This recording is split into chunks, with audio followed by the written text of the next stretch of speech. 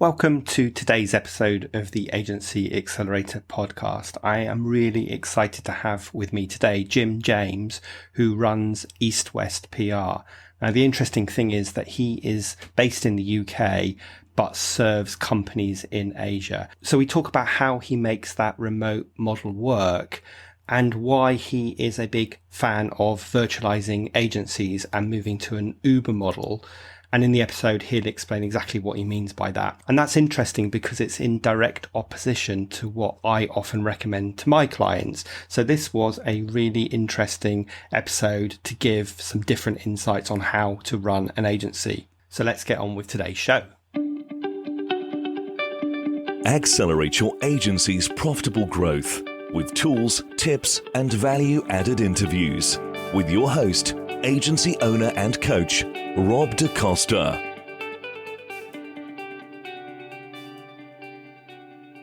Okay, so on today's episode of the Agency Accelerator podcast, I'm really happy to have Jim James with me.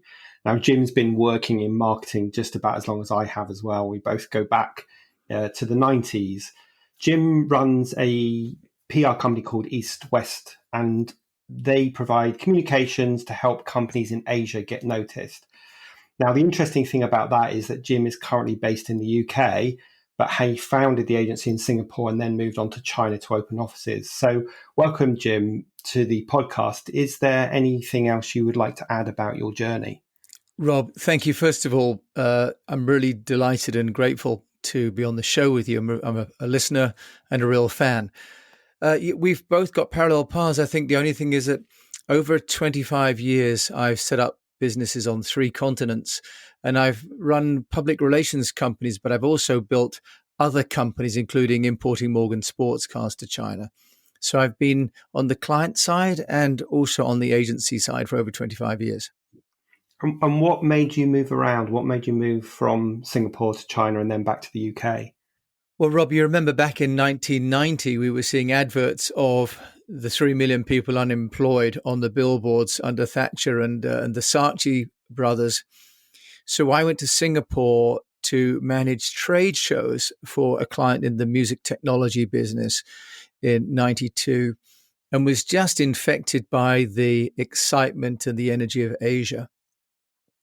So 94, 95, I decided that I would sell up from my job and moved to Singapore with a couple of suitcases and a borrowed laptop and started EASTWEST Public Relations so that I could really take advantage of the growing desire for companies to sell goods and services into Asia.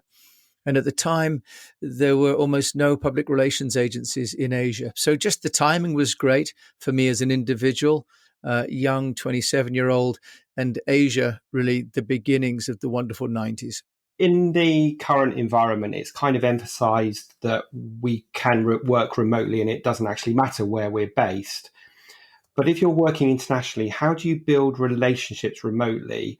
And how do you deal with some of the nuances and the differences between business practices and the culture between countries as well? Well, Rob, I think first of all, how we build relationships as an agency is how we add value to the client. I think proximity and personality are less important than adding value with every communication. If we position ourselves as trusted advisors and the eyes and the ears and the operations that the client can't have, then I think that we can build a relationship based on, if you like, need rather than on emotion. So first of all, what I do is I work on ensuring that everything I do for a company, everything from the moment I had them as a prospect through to delivering, I keep them engaged in the work we're doing. So, for example, I have a podcast, Speak PR. I have a weekly newsletter called Cognition. But I'll also find news and information, for example, about a trade show or an editorial opportunity or a change in regulations, and I'll send that to people. So I think that the key part of building a relationship is about demonstrating value, because actually I'm not looking for friends, and frankly, nor are they. They're looking for someone to solve a problem. And I don't think that I have to be in the room with them in order to do that. Okay, fair enough. And I know you work in PR, so how do you go about building those relationships with journalists? Because I imagine that must be quite different to building relationships with a London journalist than a Chinese one or one in Singapore. Okay, so now we move on to, if you like, the international dimension. And I've been, lucky enough to have lived and worked in Singapore. I then set up the company in Beijing in 2006. I set up a company in India in 2009 in Bangalore.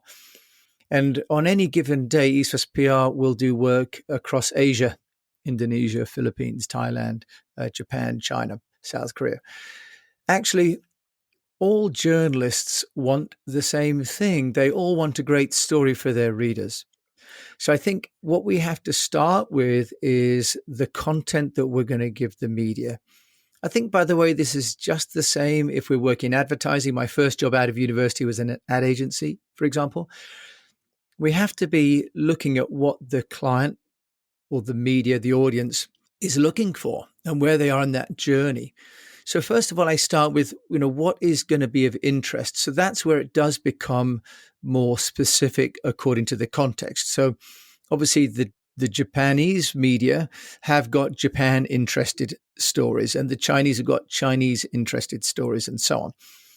But then also each culture will have its own perspectives on non-context specific ideas. So for example, how Japan deals with the environment and environmental legislation is quite different to how Singapore deals with it because they have a different history and they have a different geography and so on. So I think the real key to international public relations is about being sensitive to the local requirements. Then when it comes to dealing with the individuals, they all have very different personalities. If there is a common theme amongst all Asian media, it's a desire to learn. And the Asian media are always very well prepped when they come for media interviews and for press briefings. They like to know what's going on. You find this especially with the Chinese, the Japanese, and they see it really as a profession. And the second dimension is that journalists, because in Asia, it's a non-confrontational society or a non-confrontational philosophy. And through this idea of Confucian ethics, where people in authority would lead with responsibility, the view on the journalist side is that if you're inviting them to learn about your company or your product or your service, you'd be telling the truth. Why would you be asking them to collude in spreading something that's false? So my experience with working with media in China, India, Japan, South Korea, and so on is that the media are really, frankly, delightful people to work with. They want something that's relevant for their readers, but by and large, they're very humble and very keen to work with a client or an agency. So those would be my, top lines, Rob. Yeah, that's really interesting. So that is very different to how the media works in the UK and probably especially in the US as well, where they're probably always starting off thinking, the other party's here just to sell something. I need to find the real story. I need to catch them out and, get the real scoop, I guess. Well, and Robin, there's a fundamental difference between the Western media and Asian media, and that is about ownership. So the history of Western media, by and large, is as an independent voice for, the people, the publishers, and so on. So people like Lord Beaverbrook, or who has a Daily Mail and so on. So, but in Asia, the media, by and large, are still owned by the government. So if you look at Singapore, the Singapore Press Holdings owns the mainstream media. In China, nobody can own an independent newspaper. In Japan, they are quasi-government owned. So there's a very different structural position of the media, which have on the whole been seen as really voices of the government, as opposed to the voices of the people holding the government to account. So structurally, that's also why it's different. Right, got it. Yeah, that's really, really interesting. And I guess there's pros and cons to both sides of that. Now, when you and I were talking before we started recording the podcast, you were talking to me about virtualization of agencies and moving to the Uber model. And I just wondered whether you could explain a little bit more about what you mean by that.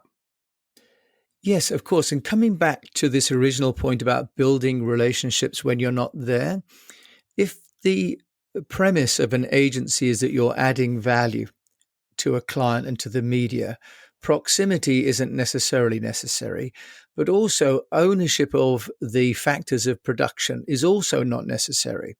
In other words, hiring people and having them full-time on the staff is not a precondition for them knowing how to add value to a client.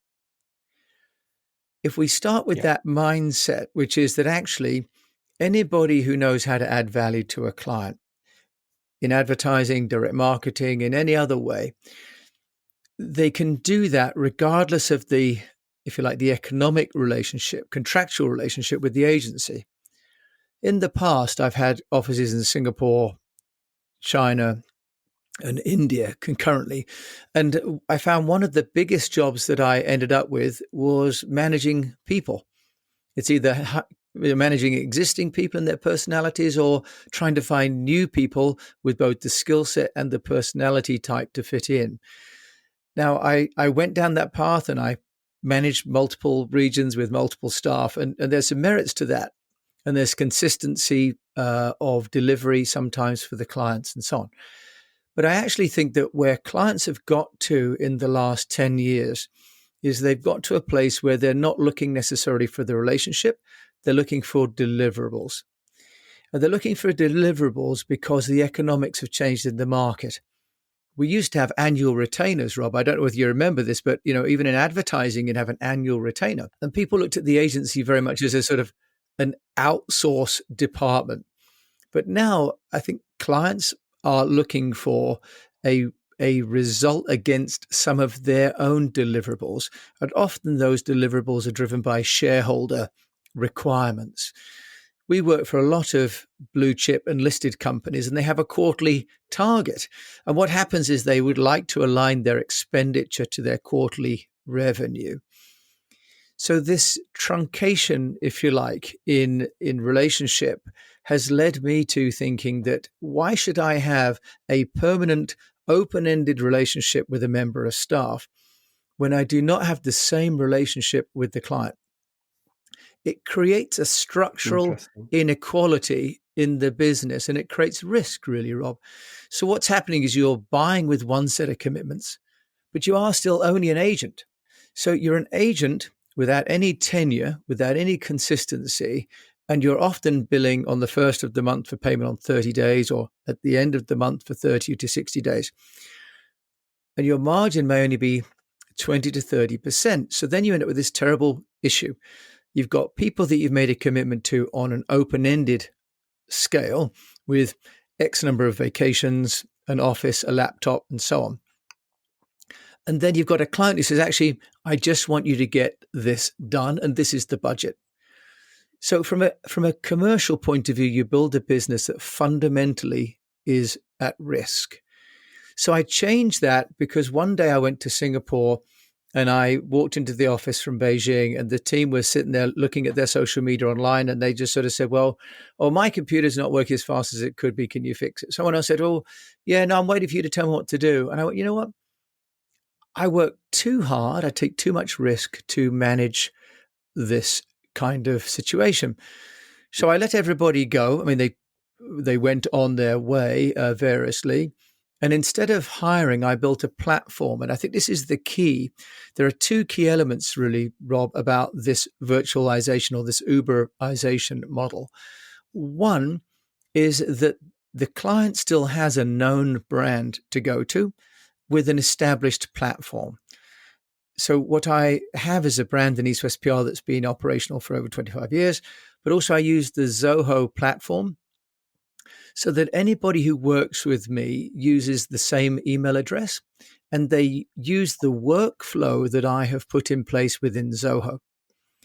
Document templates, quote templates, invoice templates, media lists, everything exists in the same way that it would if I was a bricks and mortar agency. The second element then, Rob, is the relationship between me and the consultant, or the consultant and I should say. So I have a simple financial model, which I can share with you, where the agency has 100 from the client.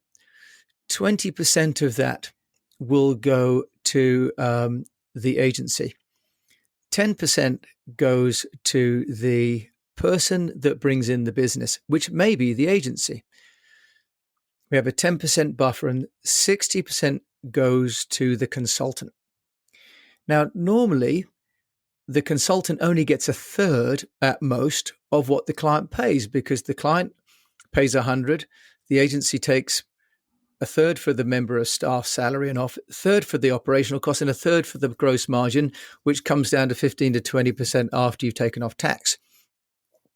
What I've done by getting rid of all the middle management that's required, all the desk, office, infrastructure that's required, you save about a third.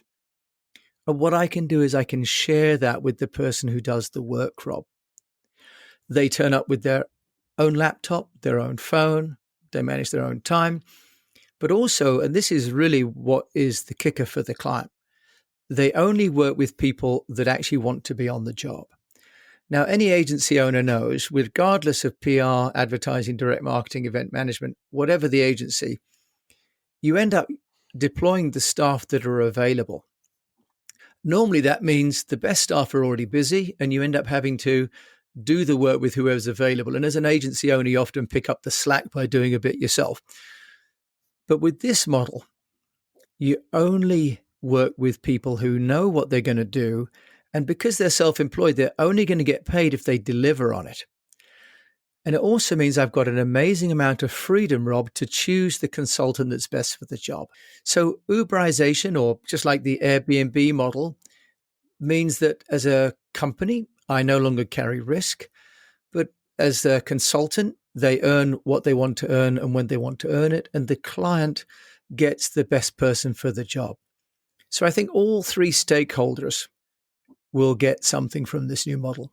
Yeah, this is a really, really interesting perspective. And I think it is the flip side of the coin that I talk to, because I often talk to a lot of my agency clients and tell them that it is very difficult to build a sustainable, growing agency using freelancers, because it's a bit like building a business on quicksand, because freelancers often have their own agendas. And if their agendas and their visions are not aligned to your agency's visions, then that can be very problematic. So it sounds like you're giving, the other side of the perspective here and the reasons why that actually is a good model. But let me just ask you a few questions about what you've said. So let me ask you all of the questions, and I'll let you kind of answer them, because I'm sure some of them are intertwined. So one of the obvious questions is, how on earth do you find enough good freelance people?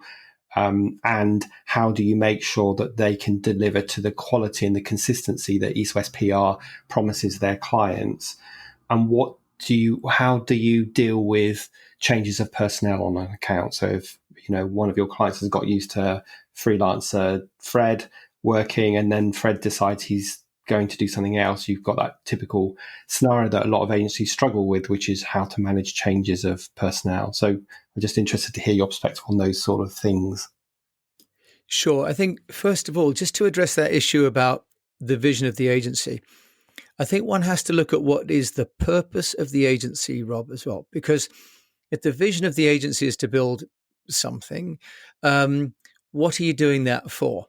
Now, if you're building it as a vehicle to make money, then the agency may or may not be lots of people, because my experience is that when I've had 35 staff, I make less cash in my personal bank account than when I have no staff, because the overheads are so great. So first of all, I think if we look at what a business is, it's there to create income for the shareholders. And my premise is that you can do that without a large number of staff. Now, do you build the same kind of creativity and culture? I would argue that actually you can do.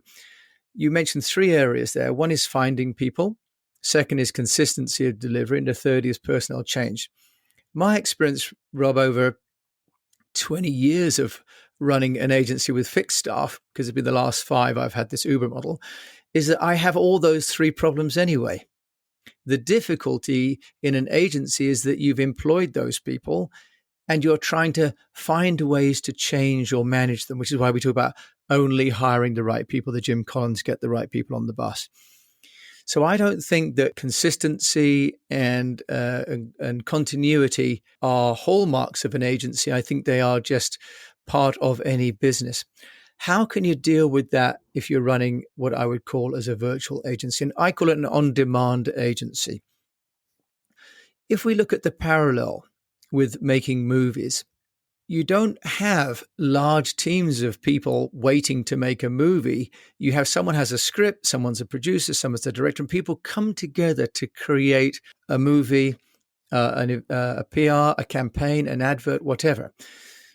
The key to this then is to find people that have got credibility and credentials already. And I do that by a couple of ways. One is a lot of the people who work with me now are former members of staff. The second is that it's very easy to check people's bios out now. If you look at, Upwork, Fiverr, there's like the PR cavalry.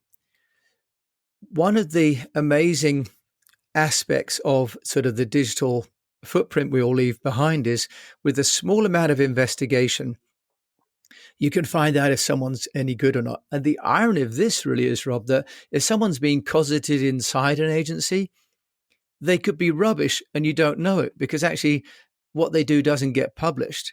Freelancers are constantly looking for work. So they're constantly getting reviews. And if you look at Upwork, all those people have got testimonials. It's actually much safer, ironically enough, to be finding people. The second is about consistency.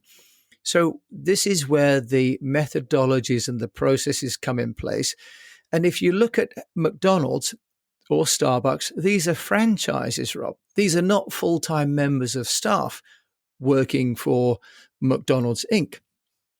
Subway sandwiches. Now, you may say, well, how does that relate to the sort of rarefied world of professionals? It's about having some processes. So we have a 5-stage methodology, and we've now put that into the format of the Speak PR process. And actually, the value of a business, Rob, is the process by which it delivers to customers and the money it makes from that process. So I think that's the second part, is about creating a process and ensuring everyone follows that by, for example, using common email addresses, using shared work groups, having communication is often the key part. So using, for example, Slack or Asana, right?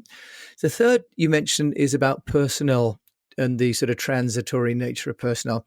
My experience, and you tell me if you've got a different experience, Robert, and I don't think I was a horrible boss. Some people said I was good, some didn't. But, people move on when they're ready. I had people that I would take great care of, but then they found a boyfriend, or they got married and their wife wanted to move. People don't stay in the same place. And the only people that do are the business owners, and everyone else is passing through. So what I do is I make sure with the consultant that's going to take the job that they're committed to delivering for the duration of the agreement. And if they're not willing to commit to the duration of the agreement, because remember, Rob, I'm getting the agreement with the client first. So if I know I've got a 3-month, 6-month, 12-month engagement with the client, the conversation I have with the consultant needs to be on the same terms. And if it's on the same terms with some penalties for people not keeping to those and some upsides for doing so, I've reduced my commercial risk. Yeah, it's really interesting. And as I say, it really is giving the other side of the coin about this. And I guess the key point you're making is to have the platforms in place to enable you to manage people remotely, enable you to create a consistent experience for the customer and all that stuff. And I guess if you can do that and you can find the people, because of course that's always been the challenge, I guess, whether it's a freelancer or an in-house person, is just finding quality people. But if you can do that, it sounds like you're making it really work for you. No, well, the one thing I was going to say is that I actually think that now it's becoming harder to find full-time in-house people than to find well-qualified freelancers. And especially in light of COVID, I think we're going to see a growing number of people who need to work from a remote location who don't want a permanent full-time role. So I actually think that things have changed, and I think it's going to be easier to find high-quality senior people than ever before. Yeah. Yeah, for sure. I think at long last, after a long time, it's become an employer's marketplace. Listen, Jim, we could talk for ages about this, and there's lots more stuff we could cover on this topic, but I'm conscious of trying to keep the podcast within our 30 minutes goal. So let me ask you the last question that I ask all of my guests, and that is, if you could go back in time, back to the 1990s, and give that young Jim who's just starting out in business one piece of advice, what would it be? I would give myself the advice that I took, which is to get a customer first. A business doesn't exist without a customer. It's a vanity project otherwise. The first thing I did before I went to Asia was I got a customer. And that is the advice I'd give myself and anybody looking to start a business, because without a customer, you just got an idea. That's very true. That's really good, actually. And I haven't had that piece of advice before. I think a lot of the time my guests give kind of similar advice to each other, but I haven't had that one before. Really? So thank you for that. That's a really good piece of pragmatic advice. I think a lot of times people give advice to do with, their mindset or their self-esteem or their belief or that kind of stuff, which is fair enough, because obviously of course. But that your advice is very practical. Let me just ask you one more question. If people want to find out more about you and about EastWest PR, where would they go? They could just come to our website, eastwestpr.com. Brilliant. Okay, that's nice and simple. Great stuff. Well, it's been great having you on the podcast. It's a really interesting conversation, and it definitely gives a flip side to the way I've talked about growing an agency before. So I really appreciate that. And I know our audience will find it as useful as well. Rob, thank you so much. And it's wonderful to think we've got two different paths, but we're, now later on in life able to share what we've learnt. And thank you for taking the initiative to do so on this great podcast. So there you go. I hope you found this episode as interesting as I did when I had a chance to sit down and talk with Jim. He definitely has a different perspective and a really interesting perspective on how to grow an agency using remote workers. And of course, that's something that's very pertinent right now in the world that we live in. So as ever, please consider leaving a review if you enjoyed this episode. Please share with your colleagues, and I will see you next Thursday for the next episode of the Agency Accelerator podcast.